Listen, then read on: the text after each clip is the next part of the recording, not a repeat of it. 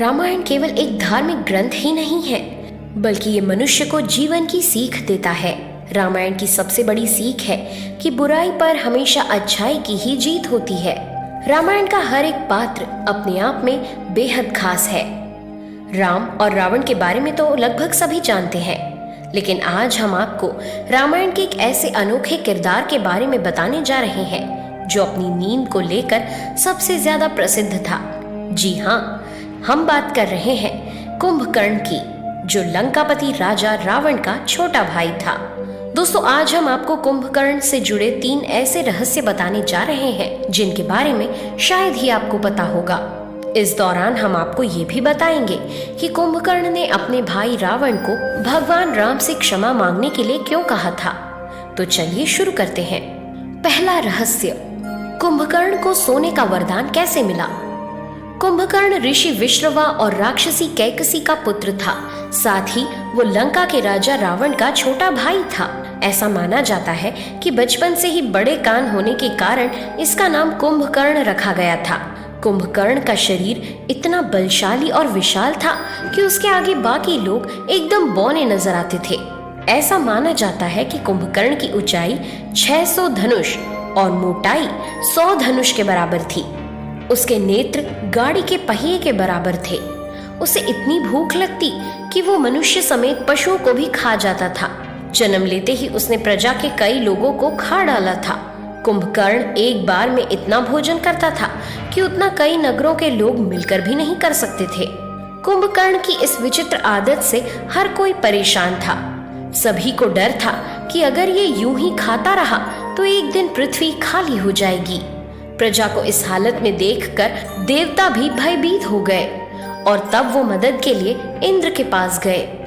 इसके बाद कुंभकर्ण और इंद्र के बीच युद्ध हुआ, जिसमें कुंभकर्ण जीत गया। बताते हैं कि इस युद्ध के बाद कुंभकर्ण इंद्र का शासन हड़पना चाहता था, इसलिए वो ब्रह्मा जी को खुश करने के लिए कठोर तप करने बैठ गया। बताते हैं कि इस दौरान कुंभकर्ण के साथ उसके भाई भी तप कर रहे थे। वहीं जैसे ही इस बात की खबर देवताओं तक पहुंची तो वो काफी घबरा गए। कुंभकर्ण ने घोर तपस्या से ब्रह्मा जी को प्रसन्न कर लिया था। जैसे ही वो कुंभकर्ण को वरदान देने के लिए जाने लगे तो इंद्र समेत अन्य सभी देवताओं ने उनसे वर ना देने की प्रार्थना की, क्योंकि कुंभकर्ण से सभी लोग परेशान थे। कुंभकर्ण के बारे में सुनकर ब्रह्मा जी को भी चिंता सताने लगी, लेकिन वो ऐसा नहीं कर सकते हैं। तब उन्होंने उपाय देते हुए कहा कि जब मैं कुंभकर्ण को वरदान मांगने के लिए कहूँ तो देवी सरस्वती उसकी जीभ पर आकर बैठ जाए। सब कुछ तय होने के बाद ब्रह्मा जी ने जब कुंभकर्ण से वरदान मांगने को कहा तो कुंभकर्ण ने इंद्रासन की जगह निद्रासन का वरदान मांग लिया, जिसे ब्रह्मा जी ने पूरा कर दिया। ऐसा कहा जाता है कि जब कुंभकर्ण वरदान मांग रहा था तो देवी सरस्वती आकर उसकी जुबान पर बैठ गई, जिससे उसने इंद्रासन के बजाय निद्रासन कह दिया। बाद में जब कुंभकर्ण को इसका पश्चाताप हुआ तो उसने ब्रह्मा जी से इसे बदलने का आग्रह किया। तब ब्रह्मा जी ने कहा कि दिया हुआ वरदान वापस नहीं लिया जा सकता, बस इतना किया जा सकता है कि मैं इसके प्रभाव को कम कर सकता हूँ। तब ब्रह्मा जी ने इसकी अवधि घटाकर 1 दिन की कर दी, जिसके कारण कुंभकर्ण 6 महीने तक सोता रहता था, फिर 1 दिन के लिए उठता और फिर 6 महीने के लिए सो जाता। लेकिन ब्रह्मा जी ने सचेत किया था कि अगर कोई इसे बलपूर्वक उठाएगा तो वो दिन कुंभकर्ण का अंतिम दिन होगा। दूसरा रहस्य, कुंभकर्ण ने रावण को युद्ध रोकने के लिए क्यों कहा था। बताते हैं कि जब भगवान राम और रावण के बीच युद्ध चल रहा था उस वक्त भी कुंभकर्ण गहरी नींद में सोया हुआ था। उसे कोई खबर नहीं थी कि लंका में क्या चल रहा है। वहीं जब युद्ध में लड़ते लड़ते रावण की सेना धीरे धीरे मरने लगती है तो रावण की चिंता बढ़ जाती है। तब वो कुंभकर्ण से मदद लेने का निर्णय लेता है, लेकिन कुंभकर्ण तो अभी भी गहरी नींद में सोया हुआ था और उसके जागने का समय भी नहीं आया था। तब मजबूरन रावण उसे उठाने के लिए अपने सैनिकों को भेजता है। आदेश मिलते ही सेना के लोग हाथों में भाला, तलवार और सीढ़ी लेकर कुंभकर्ण को जगाने के लिए पहुंच जाते हैं। पहले कुछ लोग सीढ़ी की मदद से कुंभकर्ण के शरीर पर चढ़ते हैं और उसे उठाने के लिए जोर जोर से कूदते हैं। वहीं कुछ लोग उसके कानों पर ढोल नगाड़े भी बजाते हैं। भाले की मदद से भी कुंभकर्ण को उठाने की कोशिश की जाती है, लेकिन कुंभकर्ण पर इन सब का कोई असर नहीं होता। वो गहरी नींद में सोया रहता है। एक के बाद एक सारे प्रयास असफल होने के बाद रावण को मन में ख्याल आता है कि क्यों ना इसके लिए स्वादिष्ट पकवान तैयार किए जाएं, क्योंकि कुंभकर्ण खाने का बेहद शौकीन था। बस फिर क्या था, कुंभकर्ण के लिए तरह तरह के भोजन तैयार किए जाते हैं। भोजन तैयार होने के बाद उसे बड़ी बड़ी थालियों में रखकर कुंभकर्ण के पास पहुंचाया जाता है। जैसे ही सेवक कुंभकर्ण के आसपास स्वादिष्ट भोजन लेकर घूमते हैं तो धीरे धीरे उसका असर दिखाई देने लगता है। खाने की सुगंध जैसे ही कुंभकर्ण की नाक तक जाती है तो वो कुछ ही देर में उठकर बैठ जाता है। उठने के बाद सबसे पहले कुंभकर्ण भरपेट भोजन करता है और फिर वो अपने भाई रावण के पास पहुंचता है। रावण कुंभकर्ण को बताता है कि उसका राम के साथ युद्ध चल रहा है और इस युद्ध में इनके कई शक्तिशाली योद्धा और सेना मारे जा चुके हैं। भगवान राम की सेना से लगातार मिल रही हार की वजह से ही कुंभकर्ण को जगाया गया था, क्योंकि वो काफी बलशाली था। ये सुनने के बाद कुंभकर्ण ने युद्ध का कारण पूछा। तब रावण ने बताया कि उसने सीता का हरण करके उन्हें लंका ले आया है। पूरा घटनाक्रम सुनकर कुंभकर्ण आश्चर्यचकित रह गया।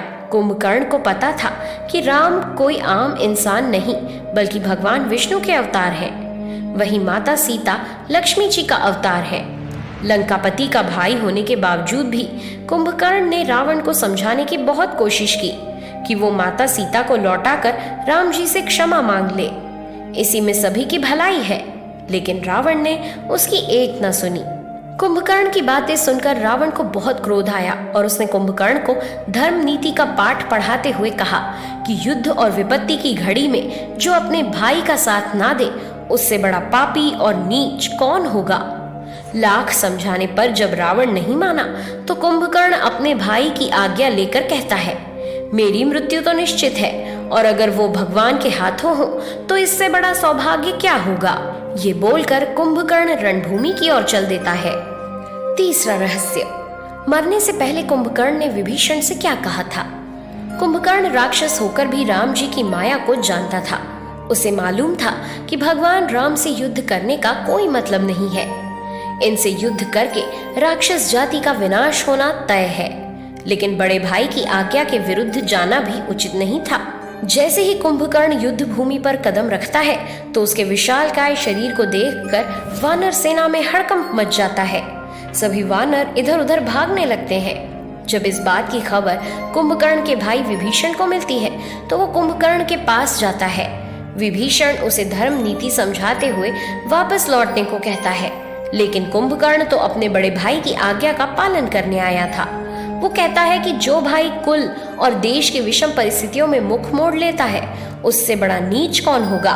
लेकिन कुंभकर्ण अपने भाई विभीषण से कहता है कि तुम अपने धर्म का पालन करो और मैं अपने धर्म का। आखिर में कुंभकर्ण अपने भाई विभीषण से विनती करते हुए कहता है कि मैं जानता हूँ कि मेरा अंत होने वाला है और राक्षस कुल में बस तुम अकेले चिरंजीवी बचोगे, जिसको स्वयं ब्रह्मा का वरदान प्राप्त है। मेरी अंतिम इच्छा यही है कि तुम अपने वंश का अंतिम संस्कार शास्त्रों की नीति के अनुसार करो। ये सारी बातें करने के बाद कुंभकर्ण लड़ने के लिए आगे बढ़ता है और वानर सेना को अपने पैरों तले रौंदता चला जाता है। उस दौरान कुंभकर्ण का सामना हनुमान जी, लक्ष्मण जी और अंगद से भी होता है, लेकिन वो भगवान राम के हाथों ही मरना चाहता था। इसलिए उसने वानर सेना के राजा सुग्रीव को बंदी बनाने की योजना बनाई। जैसे ही वो सुग्रीव को बंदी बनाकर ले जाने लगा तो उसके सामने भगवान श्री राम पहुंच गए। भगवान विष्णु के अवतार को अपने सामने पाकर कुंभकर्ण भीतर ही भीतर बहुत प्रसन्न हुआ, लेकिन उसे भाई का धर्म भी निभाना था। इसलिए उसने भगवान राम के साथ युद्ध लड़ने का फैसला किया। कुंभकर्ण अपनी जान की परवाह किए बिना राम जी से लड़ता है और अंत में उनके हाथों मारा जाता है। भगवान राम उसकी दोनों भुजाओं और उसके मस्तक को धड़ से अलग कर देते हैं और इस तरह एक बलशाली राक्षस का अंत हो जाता है। इस तरह कुंभकर्ण ने अपने भाई की बात का मान भी रख लिया और प्रभु श्री राम के हाथों मृत्यु पाकर मोक्ष भी प्राप्त कर लिया। ऐसा माना जाता है कि कुंभकर्ण के शव के गिरने से लंका का बाहरी फाटक और परकोटा गिर गया था। जब रावण को अपने छोटे भाई कुंभकर्ण की मृत्यु की खबर मिली तो उसे बहुत दुख हुआ। वो सोचने लगा कि कुंभकर्ण तो इतना शक्तिशाली था, फिर कैसे वो युद्ध में राम के हाथों मारा गया। कुछ देर बाद रावण को कुंभकर्ण की वो सारी बातें याद आने लगी जो उसने युद्ध में जाने से पहले रावण को समझाई थी। लेकिन सिवाय पछतावे के रावण के हाथों में अब कुछ नहीं था। इसलिए कहते हैं कि अहंकार और घमंड हमेशा पतन की ओर ले जाते हैं। अगर समय रहते इन पर काबू नहीं पाया गया तो विनाश निश्चित है। अपने अहंकार की वजह से ही रावण का अंत हुआ था। उम्मीद करते हैं कि आपको ये जानकारी जरूर पसंद आई होगी। Thanks for watching.